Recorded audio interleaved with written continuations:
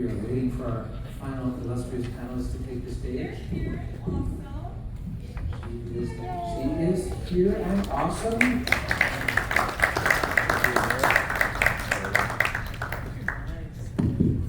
Folks, I am stoked for this. I have done 4 panels already at this show, and this is the one I have circled as my personal highlight. Is everybody ready to get perfectly frank here? We have some Frazetta fans in the house. So this is the No sound. no. So our panelists need their mics live. This one's not working. Let's talk. Speaking to this. Hello. No. Okay. There you go. So this is for if you are a fan of fantasy and supernatural and horror artwork and all the good stuff, you are in the right place because we're going to have an hour-long celebration of the legacy of Frank Frazetta. This is our 3rd annual panel that we've been doing on this, and every year we try and move the themes around a little bit. So this time we are going to be focusing on the horror and supernatural work of Frank Frazetta.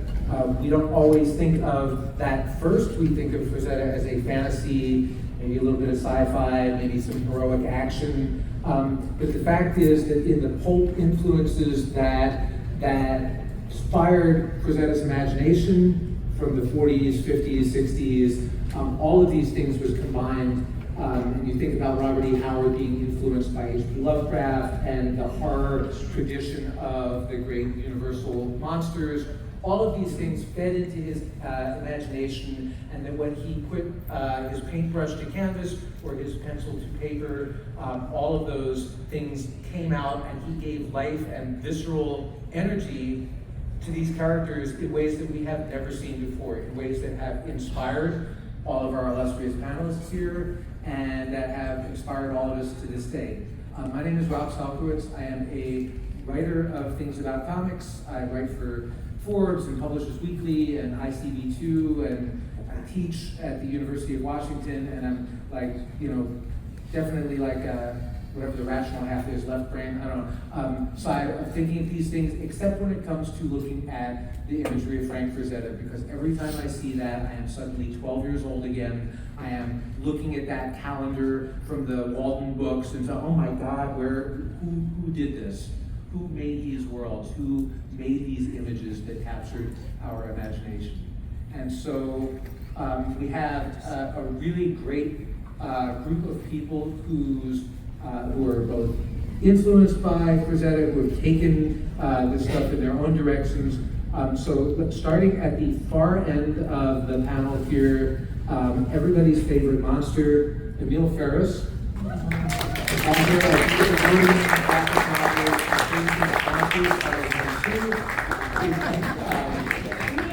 Emil, yes.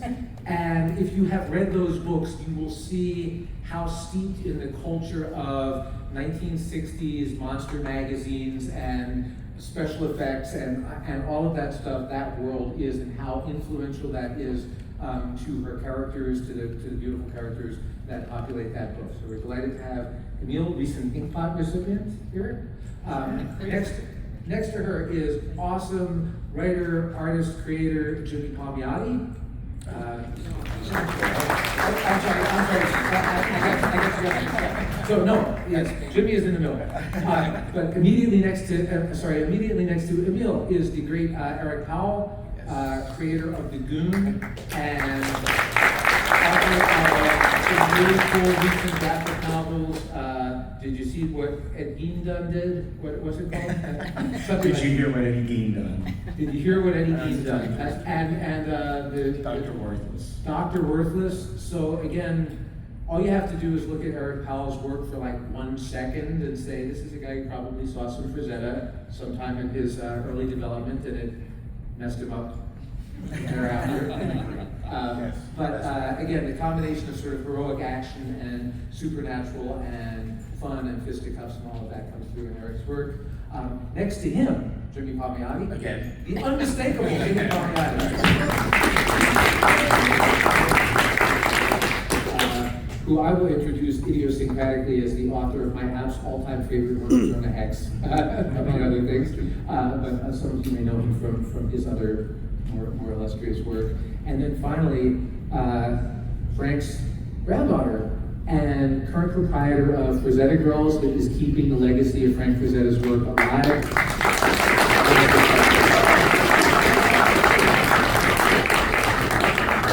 So before we begin with the panel conversation, I'm going to ask Sara to kind of walk us through, this is a panel devoted to an artist. We're going to show you some pretty pictures. So if anybody has, for some reason, not seen the work of Frank Frazetta, you're going to see some here. So. Well, we're starting with Frank himself. And I thought that was just a great photo to represent this panel. Like, he looks like he could be directing a horror film, right? Oh, yeah. Right? He's about to, like, do some great horror paintings. Interrogation. I believe that photo is from the 1950s. And it was probably a selfie. My grandpa was actually like the king of selfies before they were even a thing. Yeah. So. Al Williamson also took a lot of pictures of them. He did. Yeah. They look very good looking, right? They're handsome men. Yeah. For sure. In his arts, he was a photographer as well as a painter. Yeah. He heavily got into collecting cameras when he was in his 40s, and that probably just because he could afford it, Right. or he was just bartering a lot of art at that point. So was he a horror fan? Was he into this stuff? Yes. So I would say horror movies were his biggest inspiration for his horror art. So I say horror, weird, horror. You said horror, but sometimes I say horror. Horror. So I'm just, is that like Horror is it? horror? Horror? I was at a real estate convention once. We all and I come said- to the scary stuff from our own perspective. When Yeah. I say from Brooklyn, it sounds like horror. Well, yeah, Yeah, that's how I that's said not it. right. But I had this chip on my shoulder about it because I was at this real estate convention. Don't ask about that. And I said I'm going to a horror convention, and they all looked at me Yeah. like, a horror convention? I'm like, all right, I think I don't pronounce this right. They do have conventions for race. They like do, stuff they like do, no that. judgment, whatever. But so Universal Monsters were like, that was his inspiration. He loved the golden age of horror. And specifically Frankenstein, Bride of Frankenstein, Creature from the Black Lagoon, Dracula, like that was the creme of the crop to Frazetta. And he was pretty much a snob to like everything else. Like he loved Hitchcock's Psycho. He actually said in one of the later interviews, this was in the 80s, he said if he were to do anything in film again after Fire and Ice, it would have been directing a horror film. And he said he would have loved to do like this, like a very slow, suspenseful, like a little bit of a nod to the classic age of horror. He hated the bloody, like psychotic slasher 80s, era of those films, and I think he kind of refused to even watch them. I disagree with him on that because I love them, but he hated them. And that was just kind of like on brand with Frazetta. He was a classic man, right? Like I've talked about this many times, probably last year, but Sinatra, Stravinsky, he was listening to classical music, listening to classical artists. That was who he was. So yeah, that was his big influence with Universal Monsters, but he also was influenced by Night on Bald Mountain and Disney's Fantasia. That ending sequence is definitely horror. That is frightening. He had me watching it when I was 5 years old. We watched it hundreds and hundreds of times. And when you watch that sequence, I actually have a slide of it in here. We'll go into that at some other point. But so much of his paintings, like you see the influence in that sequence, and it's really, really incredible. And then of course, Night of the Hunter. So I don't know, have you guys seen that before? Night of the Hunter? Yes. And now, why would Frank want to be anyone else, right? He's Frank Frazetta, he's like the freaking coolest. If he could be anyone else, he would have been Robert Mitchum. He had the biggest man crush on Robert Mitchum. The height too, he liked the height. Oh, he liked the height. Yeah. He loved like his evil and Love the tattoos love and on hate. the, Oh, I think if he hated tattoos, but he said those tattoos, that was like everything. So yeah, that was those movies were his biggest inspiration to all of the horror art that he created for mainly creepy and eerie and book covers. And of course, in those days, before they had the CGI and the special effects that would put you, like leave nothing to the imagination, the way that we scared ourselves watching those movies was through the atmosphere and through the suspense and through the creation and the use of imagination to like fill the gap between what we saw on the screen and how scary it was. And I think Yeah. that's also reflected in his approach to the artwork. Should I go to the next? Yeah, yeah, go through Let's it. take a look at some early. Oh, wow. Yeah, this was 1954, I believe. One of his earliest pieces with the genre. Now, he worked for EC from time to time, but he didn't do any horror work for EC, correct? Horror, science fiction. Yeah, Yeah, he they did with the comics code and everything going on. Yeah. And this was reprinted by Valentine. So Tales of the Crypt. The signature Frazetta hands. You know, the hands Yeah. has like the hand and the Conan painting. Hands and hips, they Yeah, used the to say. hands and Hands and hips. hips. Yeah, and I just did some crops of some paintings. 'Cause this one, that was a direct inspiration from Frankenstein. They even have like that exact pose of Frankenstein in the film. So you just swiped it, nice for them to swipe.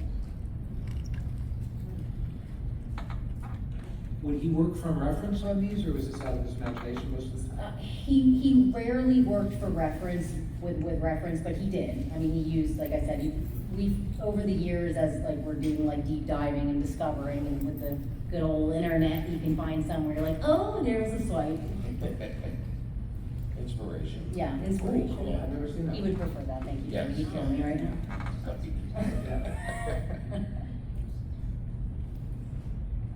Yeah, we can like just go through Yeah, these, Rob, if you want to, like talking the last time. Yeah, take a look at them, just, Sorry if there's any children in here, I don't think so, I don't see any. You're still breastfeeding, it's okay. I thought about that, but then I'm like, you know what, so go back to that real quick, Rob. yes. The Oh, one That's before. right. Between No, the black and white No. splash. This one? You go, oh no. yeah, there we go. Yes. Werewolf, okay. You. This was in Creepy number one, Creepy his one, last right. full comic. And it is divine. I did think about putting the whole, I think it's 8 pages in here, but it's like, it's really high res on the internet, you can find it. This is some of his best work, truly. And of course, like, I think Frazetta, he was an amazing painter, but his inking was like, it's just top. So yeah, this was his last work, and it was in Creepy number one. And he did make a comment that he wished he had a little bit more time to do more like ink washing in the backgrounds, but I disagree. I think it's perfect. Yeah, he thinned down his ink to black, and that's what he used. He didn't- Yes. No gray stuff, it was all thin. He showed me once how to do You hair. talk about the technique. Yeah, and what he would do is he'd tell me, he says, don't worry about the ink being thick. He says, just put a drop of water in there, put your ink in, roll it on the brush, and do the hair. Everything should flow, and obviously, you look at his artwork, the line work, it's just beautiful. But it was all shades of the same ink. He just would keep thinning it out to get the proper grades for himself. And, it's funny because going back to Universal Monsters, everything is shadows and light with his work, right? The focus is always where the light source is, and then how the shadows drop. And you can see it so beautifully on the second page in the second panel, how he ghosted the whole background to give us extra dimension, and just beautiful stuff. All brush. He was a master of the brush right there. So, I'm looking around the audience, and there's probably very few people that don't know this, but so in the mid-1960s, James Warren, who's an entrepreneurial magazine publisher, decided to bring back the ethos of the EC comics from the 1950s in these very high-end, for the time, magazines that had scarier stories than you could put in comic books at that time, because they were sold as magazines and not comics.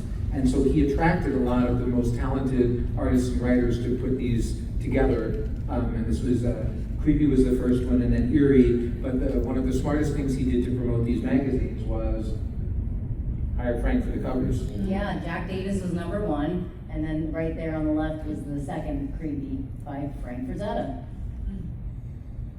So Yeah, most of these are all Creepy and Eerie works. While we're getting into Creepy and Eerie, I want to bring Emil into the conversation because I know that as I said, anybody that reads My Favorite Thing is Monsters, some of the front pieces that introduce each chapters are your versions of the covers of these magazines. Can you talk a little bit about like your experience of like encountering these things and the influence that they may have had? Well, absolutely. I think I told Rob the story, and it's not on the horror brand. May I tell the fact that Frank Frazetta probably taught me to draw? I mean, that is actually the truth. When I was a little kid, I didn't walk particularly well. I didn't actually learn how to walk until I was almost 3 years old, about 2.5. And so what my mother would do is she would set up a little place for me in the living room carpet, and she would give me supplies. And there you go, she came by. She just wanted to say, she's still with us. Anyway, the point is, that's a little scary. I used to cut up the funnies. And I would regularly, and she gave me a sheet of these, I would cut up Lil Abner. And I would draw little things along with Lil Abner. Well, it turns out Frank did Lil Abner. So Lil Abner was my first real love in the world. I mean, I was really little. And of course, then later on, not knowing that he did that, I discovered creepy and eerie. And really it was just like, well, I don't know, St. Francis, coming to God. I know, I'm sorry, Catholic, but it was just this, I know I'm gonna get in trouble for that, but it was just this moment when everything was right. Like I really found, and it was his work, because I had been raised by fine artists who loved such things as Caravaggio, and when I saw this work, it was like I was looking at Caravaggio working today in horror. Nothing could be more perfect in my mind. And Eric, were you a fan of these Warren books by any chance? Yeah, a little bit. I came across all that stuff later, though. Frazetta was an artist I knew who he was before I knew his name. I knew, you could tell who that, Frazetta and Bernie Wright's were the two, people I followed before I knew who they actually were. And then I grew up in a kind of rural area of Tennessee, so I didn't have a lot of access to anything. But when I finally got my driver's license and could drive into Nashville, I would go through all the, boxes at this little comic shop they had, and found a bunch of Frazetta books and some creepies and areas and stuff, and that's kind of where my influence with that started. Cool. Jimmy, where did you first see Frank's stuff?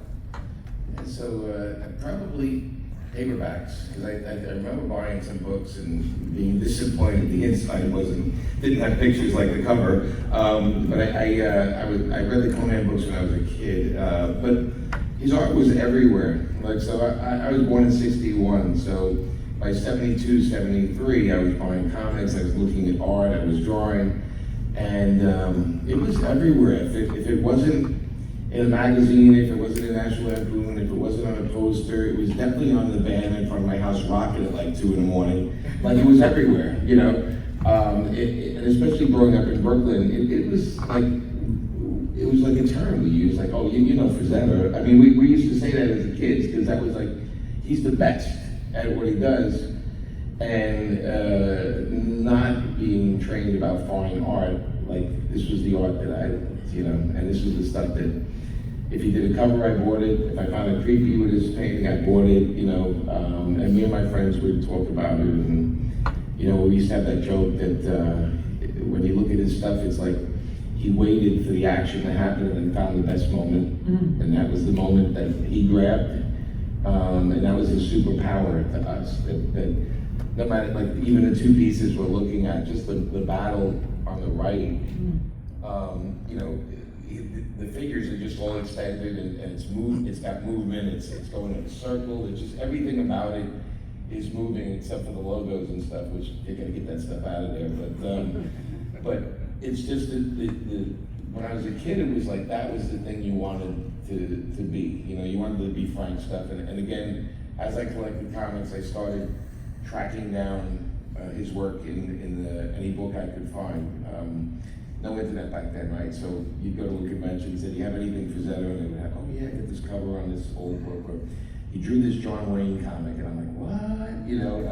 Like crazy stuff I discovered. But it's always been, Frank's work has always been in my life somewhere. Whether it was those old art books, the two books they put out, and I have posters all over the place. So pathetic. I know. Yeah, a little bit. Yeah, and just what you just said, I remember saying, that's so Frazetta, that's Frazetta. Like, Yeah. if you did something really good, the best thing you ever did, it was like, you would hope somebody would say, oh, that looks a bit like Frazetta, you know what I mean? That was the biggest I compliment. mean it in the nicest way, but I used to see Boris, I'm like, oh, he just wants to be pathetic. Yeah. Like, basically, you know, nothing against him, but I was like, oh, it's just a guy who doesn't know when to stop. Frank felt the Hey, same. yeah, like finally when to stop. You know, Competitors. I went to like art classes at Art Students League in New York, and the thing I learned is my teacher would come behind me when I was painting something and pull a brush out of my hand and throw it and go, "You're done already, stop." And it's like, that was the thing I had to learn, like that's what if I knew when to stop.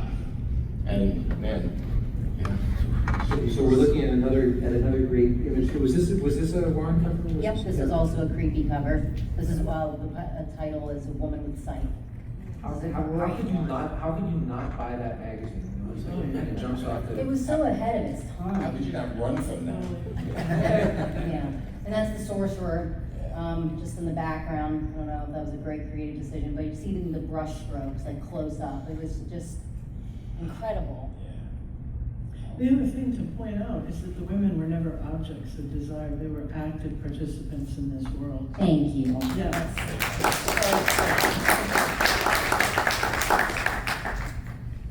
Yeah, that's scary if you saw that in the forest. Yeah. It's tempting and also frightening.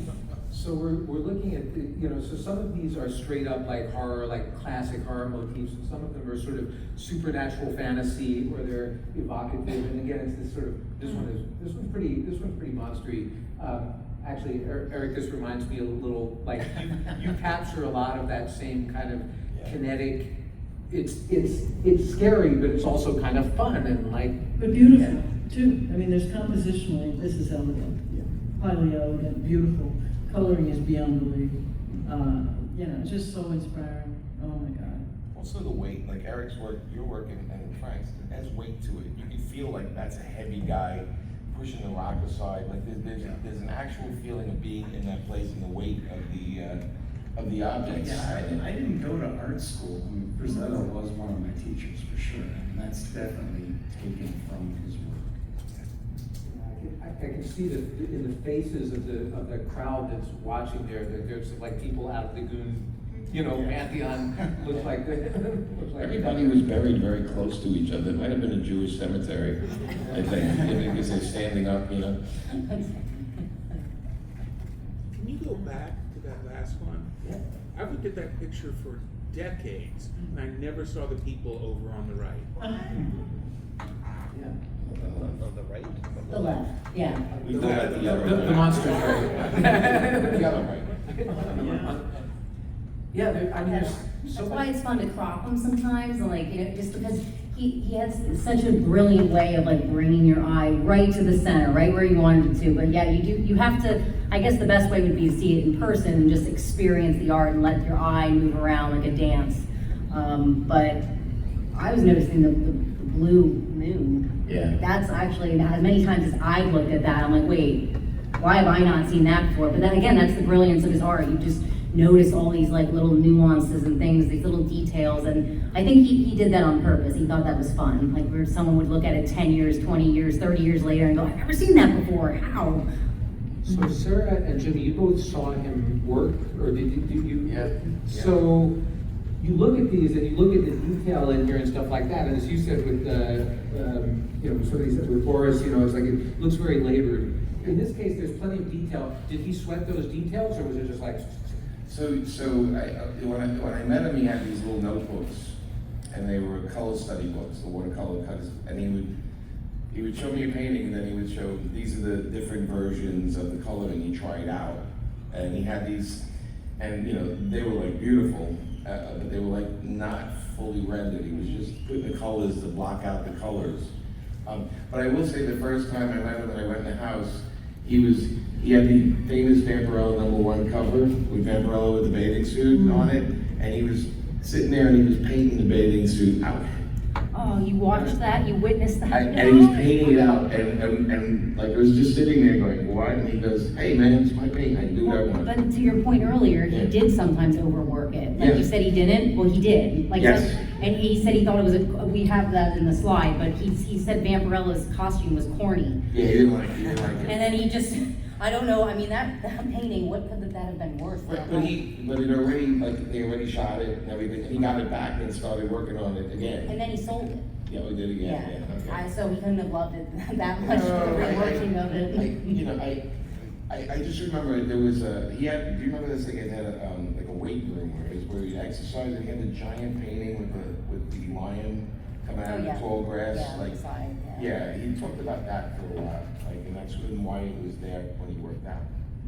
Like, gave him inspiration. Yeah, well, he said the Maasai warriors were like, Yeah, the warriors. they're the most like badass people on the planet. And it was big, Yeah. it was a big painting. Yeah, he didn't usually work traditionally large. Like his Right. paintings were actually really small. That's what, I don't know how many of you have seen his originals, but they're typically very tiny. So the amount of detail that's in them is actually like quite startling, where you're like, how did you see that? It was like just little tiny, he gave my mom an art lesson once, and he was terrible at teaching. And he would take the little, she was telling me, he'd take the paintbrush and just go, just like that, just do that. And she's like, what did you just do? I didn't even see what you just did. And just, he was like Jimmy said though, he worked his paintings out, but at least like 2 or 3 rough works. Yeah. Many little sketches that went into it, but then once it came time to like execute, hour or 2 on a painting. Yeah, I mean, the friend of a commercial artist is a deadline. Yes. Because that is the thing where you have to say it's due today. It's the best thing that can happen to a lot of artists is having a deadline. When you don't have that, they take the old canvases and start repainting them again because it's fun, you know. Yeah. Like 16 by 20, 11 by 14, 8 by 10, like tiny. So Sarah just came from a real estate convention. No, this was many years ago. Before Frazetta. I dare say that the cost per square foot on a Frazetta piece is about as high a rent as you can get these days. Yes. There's only one guy who painted smaller was McGinnis. Robert McGinnis, even smaller. Really? And I learned when he was painting, he used to have a giant magnifying glass and a little brush, and he'd go, A madman. It's fun. but he had the giant lens. And I realized, because I had a couple of his paintings, they're this big. Yeah. Was there a reason for that, working that small? I don't know. I mean, the opposite was Bob Peak, who I worked in advertising, and he rolled in the canvases for Apocalypse Now. He rolled them in. They were that big. Wow. And he says it's hard for a client to say no when the piece is that big. You committed. Yeah. My grandpa had really good eyesight. Like until he was 84, man, he could see like really far. And I think he just, when he was a kid, he liked having, some people when your handwriting's tiny or big, and he just always liked to work tiny. Aaron, I saw your hand. Yeah, I was gonna mention that this piece specifically is like only like 8 by 10. Yeah. There's a Kirk tiny. Hammett owns this piece. Yeah. And there's a great picture of Kirk in front of all of his horror paintings. My grandpa was thinking about this today. He sold most of his horror paintings, and I don't know if that's just because they were in demand, like possibly, like everyone wanted them. But Kirk is sitting in front, and it's like this big, and you're like, what? That's Dracula versus Wolfman? How? You know, if those had been larger, do you think they would have lost a little bit of their energy, like at night from seeing the brush strokes and everything? Like, I think some of those, like heavy brush strokes really give it a lot of. I mean, look how big it is on there, though, right? I mean, Yeah. the brush, I mean, it's cool. It's great. It's kind of cool, yeah. Well, the reason that I stopped on this one is, like, again, I want to get back to Emil, because some of the themes of your work, in your work, the monsters are the good guys. The monsters are the people who are sort of resisting the demands of conformity from society and everything. And a lot of it comes, like from the way that monsters are represented. I'm just like, how does this hit you at like the way that Frazetta would bring such life and such vivacity to these classic, kind of monsters? Well, it's absolutely gorgeous, and I love it. And as it's painterly, he does amazing things with the medium, and you feel them, you see them. there's so much movement and light and composition, and there's brilliance in the use of this color is beyond belief. I think the other thing is really, I loved hearing that he had the core monster group as family. And this is just, there's a family struggle going on here, and we know that it's gonna but they're undead, so it's not like somebody's head is They're gonna work it out. They're gonna work it out afterwards over a cigarette and a beer. But, there's a lot of fondness for the monsters in this work. They're not portrayed as worthless, or they're terrifying, but they're beautiful. I mean, look at the muscles on the werewolf's back. You feel that he knows he's got some fantastic muscles on his back. It's just like, it's just so wonderful. He's flexing. It's awesome. So here's your umbrella. Yeah. Yeah. The supernatural horror heroine who was originally designed by Trina Robbins, who's a fashion I didn't designer know that. as well as a cartoonist. Which came first? Was it Kim? Do you know whether Trina's concept came first and Frank did it, or? I They mean, worked on the concept for a while, and Trina was actually in the office of the publisher, and they designed the costume pretty much over the phone. she's correct. Yes, indeed. I call her because I know that she is a scholar of Trina Robbins' work. And Trina Robbins, for those of you who don't know, is a unfortunately recently deceased great underground cartoonist, historian of comics, discoverer of women creators and women narratives in comics going back to the turn of the century. And the fact that she was a collaborator with Frazetta on this very strong female character, number one, is, if you don't know anything about how this character was created, it's kind of an odd couple, but it's definitely to that point. Yeah, he was not understanding Warren's vision at all. Like, he wanted to make Vampirella blonde. He created the costume, I don't even know what he came up with, but Warren said it was just not what he was like, no.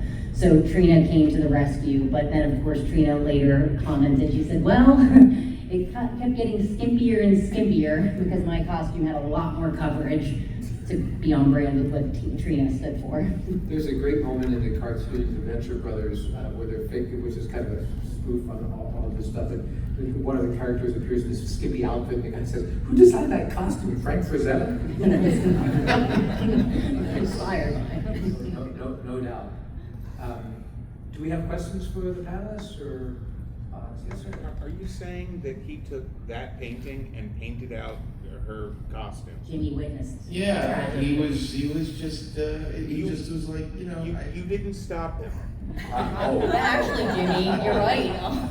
Come on, what would that look like? Frank's wife would be on top of me with a baseball bat in like a minute, It's true. In Jimmy's defense, no one could tell him otherwise when he was doing something, aside from Roy Krangle. Remember, last year, you remember the story where Roy cut his head off, Conan, and he said this Conan doesn't have a neck. That's Conan the Adventurer. So Roy got that leeway, but Jimmy, you were probably like a newer friend. No, I was a kid. I felt like a 12-year-old going in there, and I'm like, whatever he said was the best, right? And I was it was funny because I was at the museum. Your grandma opened it up for a couple of us, and then I was making a laugh, and then she obviously the accent. She's like, "Oh, you're from Brooklyn? Oh, Frank was from Brooklyn." And he says he's been down lately. Do you want to come to the house later and hang out? It would maybe cheer him up. And I was like, yes. And I remember it was like 3 hours later. She said, come 3 hours. And it's in like the middle of Pennsylvania. For a Brooklyn guy, that might as well be the woods at night, right? And I just remember I was so excited. I was gonna go there, but I was like, I had 3 hours. And I just remember I just pulled over somewhere on the road and I hung out. And I think I laid back down the back of the car.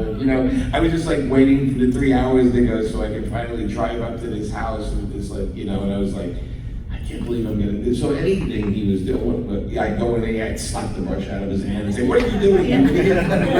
No, I was like just watching him and just like, he was telling me, I bought some artwork I did, and that's when he said, no, there's a better way to ink hair, and he got his brush and he showed me. I remember he said, go into the closet and grab some pages from in there, and he had a stack of the black and white pages he's done. He said, just grab a couple off the top and let's look at the hair.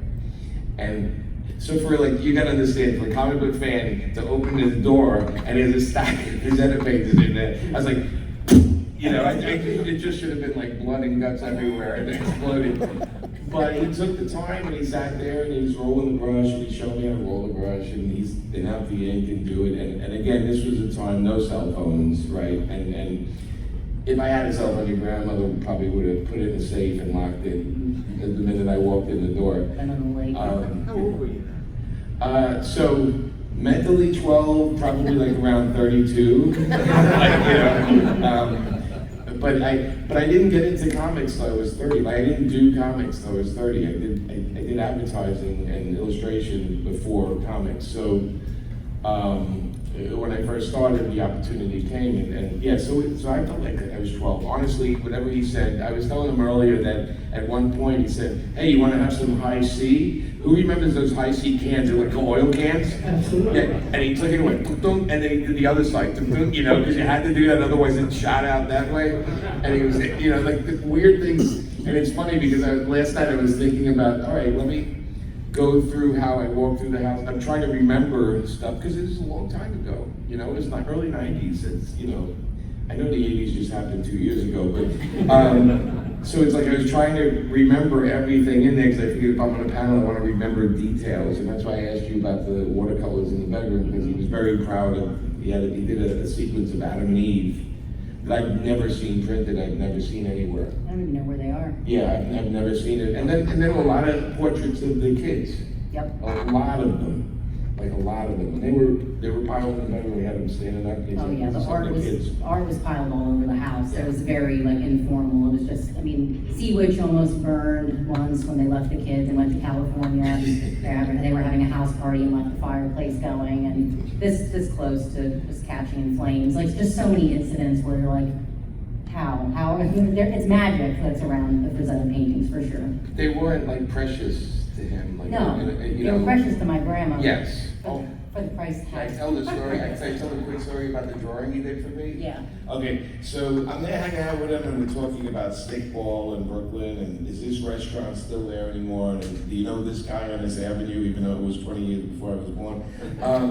And at one point I had a Frazetta book I bought for him to sign, and he just started sketching it, and you know, he's talking to me and we're laughing about stuff, and then this beautiful sketch in there, and your grandma came out and says, what are you doing? And Frank is like, what do you mean what I'm doing? And she said, what is that there? And he goes, oh, I'm just putting a sketch for the kid in the book. And she's like, no. No. And she goes, I'm so sorry, Jimmy, but people pay a lot of money for that, and get the electric eraser. And she made him take out the electric eraser and erase it. So sad. Yeah. But you don't understand, I was so happy, I was there, like, I don't care, you know, I'm just like, but I was like, but she's like, and he's sitting there going, looking up like this, looking at me, and then she leaves the room, and he's like, because he's gonna check in on the way out. And that was Ellie Frazetta. Does that sound accurate to your grandma? I'll keep this short, I know we're running out of time, but I had a friend when I was working at a restaurant in high school, and he was like, your grandpa's Frank Frazetta? I just found this out. And I'm like, yeah. And he goes, when you go this summer, can you bring this comic and get it signed for me? I'm like, sure. So I go in and I'm like, Grandpa, will you sign this for my friend Ray? He's a big fan, he works with me. And he's like, yeah, of course. And my grandma runs in and she goes, that's $250. And I go, I don't have $250. I'm your granddaughter. Are you kidding me? And that was our first fight we ever had. My grandma and grandpa like raised me until I was like 6. But I looked at her, I go, "You're unbelievable," and I refused. I didn't let her do that. So I walked out the front. I said, "No, I'm not talking to you the rest of the summer." And then I see my grandpa around in the studio. He's like, "Come here, come here." So I run around to the back and I get him to sign it, and I ran back to my house. But yeah, she later apologized. But she knew you got you. She knew you got it, though, right? No. She found out, or she didn't? No, she didn't know. Oh, I don't know. All right. One for Sarah. Yep. A little Ellie and me. You know her ways. I wanna skip ahead a little bit to some of the movie artwork that he did later. Oh yeah, there's a mix of it. I put a lot of slides in here, maybe too many. There's no such thing as too much Frazetta art. That's true. Just for the time's sake, too many.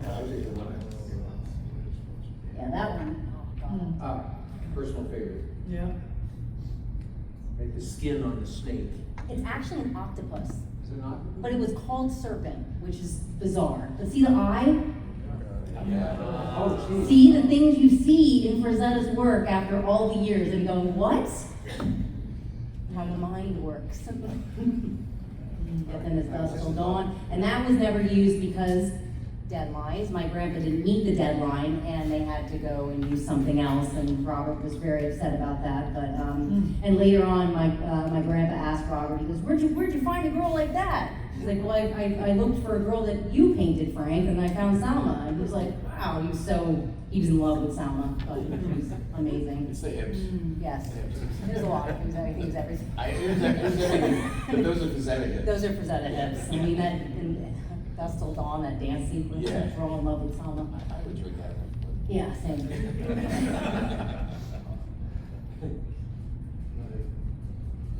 Another Yeah, one. this is a later work. It's very, some very dreamlike action. That one was exaggerated. Man, look at his face on it. Wow, my Mm. God. Look at that. Fear of that. Terrified. Yeah. He captured that. Yeah, that's great. And her, I love that. This is not technically a horror, but I was like, a lot of this blend, right? Like fantasy horror, it's all kind of, and his reign of wizardry. Now, he worked that piece, thank you. He worked that piece like 50 times. It still was incomplete when he passed away, the reign of wizardry. So this was just some of the movies that I mentioned earlier. Robert Mitchum, that scene, this was Night of the Hunter. This scene we watched together, and my grandpa, I love watching movies with him because there's some people that you can like talk over the whole movie with, and then some people are like, "Please shut up, I'm watching the movie." My grandpa and I would talk the whole time, and we would just like critique the film and talk about how we felt, and that was just that scene when he puts her underwater. Sorry, whoever didn't see it, it's spoiler alert, but it's so freaking creepy. It's such an amazing shot. Yeah, there's Bride of Frankenstein. Okay, Fantasia. So, if anyone wants to do a deep dive, just go through Fantasia's artwork and then like start looking at Frazetta's artwork, and it's incredible. Like, I mean, again, the inspiration from this film is endless in his art. King Kong as well. I'd say like all the foliage is from King Kong. Those branches with It's the all King horse Kong. on it. Yeah, it's all King Kong. Yeah. But Fantasia, Rob, you can skip to the next one too. It's like this is in Fantasia. Like when you're, I was like what, 5 years old watching this. Yeah, Oh, it's it Disney. was awesome when I was a kid. I was like, yeah. Like, look at that girl, yeah, like, it's so incredible, and again, like, it's like seeing Frazetta's work, but before Frazetta, and seeing it all move, it's incredible. That frame probably goes by in like a second. It does, And it's like, that'll stay with you, like. Yeah, Creature from the Black Lagoon, loved that movie. How old was Frank when Fantasia came out? What was that? He What's was the time? 33, and he was born in 1928, Okay, so it would have been like totally impressionable at the time. totally. I would say he watched it over 1,000 times. Fantasia came out in 1940. Did it come out in 40? Yep. Why did I think that, I guess I'm gonna get confused with the monsters. Like 31 was Frankenstein, 40. These were supposed to be, we didn't go over the slideshow, obviously, before. I mean, yeah, you can see, obviously, there's an influence there. There's something that, everyone talks about, his composition and, the power of his work. Not enough people talk about his color palette, I think. Like, his choices, like, a lot of fantasy art was like really vibrant and colorful and everything, and then Frazetta starts adding these, you know, sepia tones and burnt umber and things to it, and getting, you know, these really moody pieces, especially, you know, when you get into the horror work. But yeah, that's a self-portrait into the art book, and definitely using Frazetta-ish, you know, color palettes. And we have another piece here. Oh, no, that's. I love this one. That was for a gallery show I was trying to do, but yeah, that's obviously, that's more of the sci-fi fantasy, but yeah, that's definitely Frazetta influence. I just noticed there's lettering on there. Yeah. I was joking.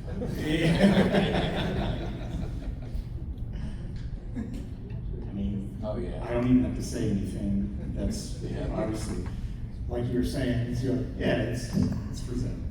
You guys trying to be Yeah. fair. Yeah. Wanna be. And then, Camille, this photo of you, I took it off the internet today, I was like, wow.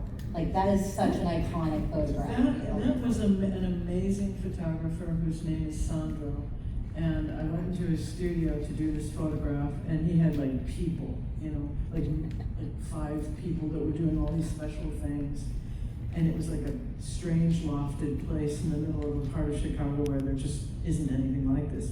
There are dumpy little houses, and then there's this strange studio, and there's Sandro. And he's like photographed like John Malkovich and all these famous people, and I'm like, okay, I'm a dirty kid in a dirty windbreaker from Uptown, and they're like, no, we're gonna do things with you. So they took my hair and they just made it this big. And I was like, don't really know what to do, but I guess, and then they said, give us everything dark you've got. And I think I tried. Yeah, got it pretty close. So this is Emil's work, if you haven't seen it, from My Favorite Thing is Monsters. Stuff from Judy. But there's also, I'm sorry, my laptop died like right before we left for the show, so I was gonna throw in a bunch of the pastiche horror cover comics that you did in the book, so I'm sorry I don't have those to show. But this is the style that Emil works in, which is like, you wouldn't say there's a Frazetta influence there, but it sounds like there is. Oh, totally. I mean, I don't think you can do the work, you know, I don't think you can talk about horror and covers, you know, I mean, these things, and not have been influenced. It just was so much a part of everything. Yeah, I mean, it's not maybe in these works exactly. I mean, the trees behind myself are really kind of directly from the Wolfman movie. But I think Frank was probably pulling from those places too, and he just was turning it into, you know, fine art, truthfully. I mean, it was, and this is where I think we're gonna change everything. Everything's gonna change because museums are going to have to realize, you know, the ones that hang things. I just heard recently that Andy Warhol put up a whole bunch of stuff, and they actually, the museum or the whatever that put it up had to take it back because there were no minimum bids in that. And at the same time, I'm looking at the work of Frazetta's that is recently sold, and it's just off the charts. And what is that telling us? The audience for this work is enormous. And quote unquote fine art, which is, I think, falling apart in a way, and I'm okay with that, really okay, is really sort of recognizing that it shut the doors to a lot of vibrant, real art that is actually outside the ken, and that's going to change. We're going to see a massive change. And I think Frank's work is really telling us that.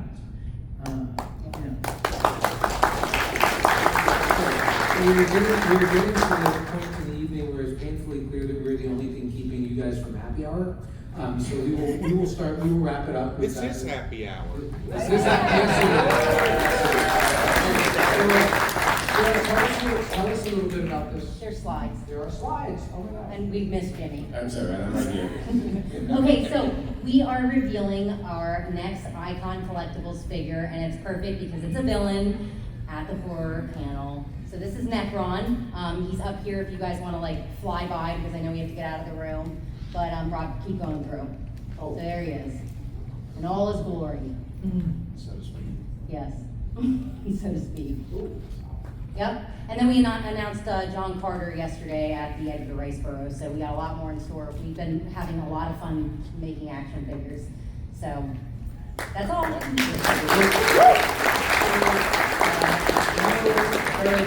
Where can folks find you for the remainder of the convention? In a bar, because I don't think I have much. I have a couple of panels tomorrow. I'm just not off the top of my head. I don't feel like this is the one I was Doesn't remember. very excited about. The other one, I think I have a publishing one tomorrow. First year It's publishing. hard to tell you were excited.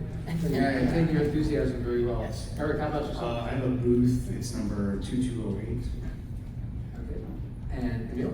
I'm gonna be with some horror writers, tomorrow, talking about maybe horror, I'm not sure, we'll see. 12 to 1 p.m. room 24 ABC. That's my angel, my wonderful dark angel. Thank you all. Yes, thank you guys. I will be doing dual sponsor tomorrow too. All right, great.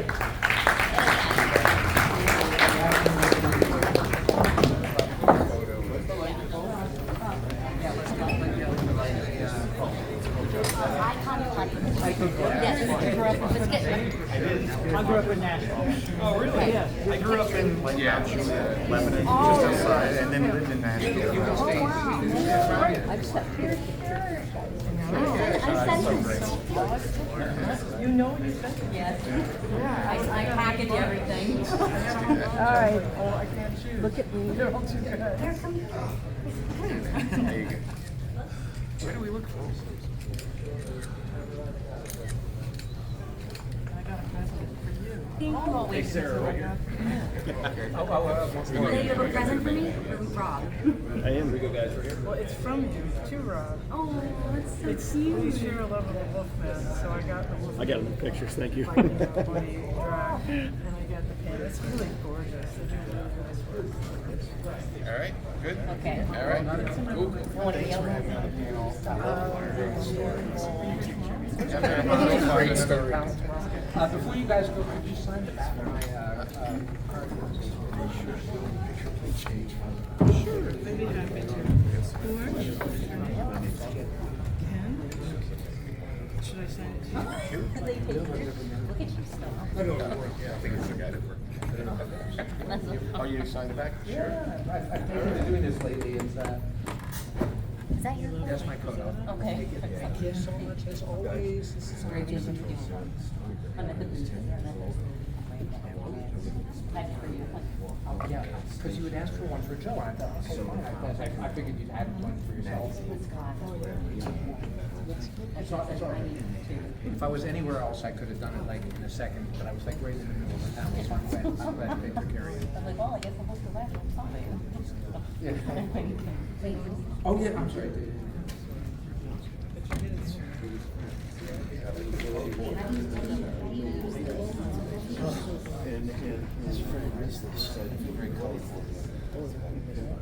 And the hats. Greens and the hats, right? It's like a gang.